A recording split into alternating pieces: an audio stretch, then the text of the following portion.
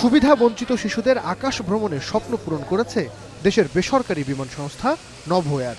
বুধবার সকালে হযরত শাহজালাল আন্তর্জাতিক বিমানবন্দর থেকে কক্সবাজারের উদ্দেশ্যে ৩০ জন শিক্ষার্থী নিয়ে ছেড়ে যায় ড্রিম ফ্লাইট।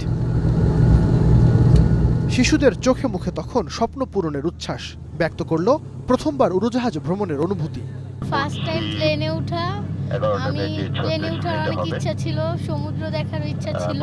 এত উপর থেকে আকাশটা দেখতে পারতাছি, অনেক ইচ্ছা ছিল যে আমি যেন একদিন প্লেনে উঠবো, প্লেনে উঠে ঘুরতে যাব, তাই অনেক মজা লাগতেছে।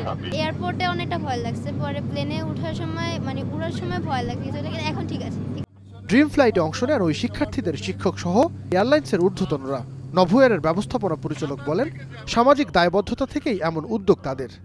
সব মানুষের মধ্যে, পার্টিকুলারলি বাচ্চাদের মধ্যে কিন্তু একটা আকাশে উড়বে, এটা কিন্তু বিরাট একটা স্বপ্ন।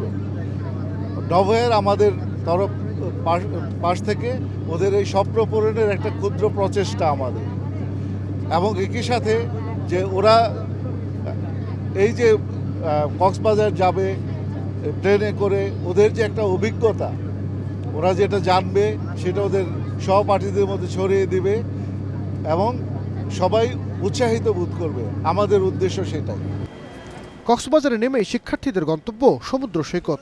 হাতে গ্লাভস আর ব্যাগ নিয়ে নেমে পড়ে সৈকত পরিষ্কারের কাজে। বিচ ক্লিনিং কর্মসূচি শেষে সবাই মেতে ওঠে ছোটাছুটিতে।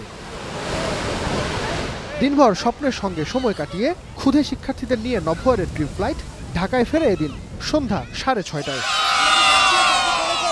নাইম আবির, এখন কক্সবাজার।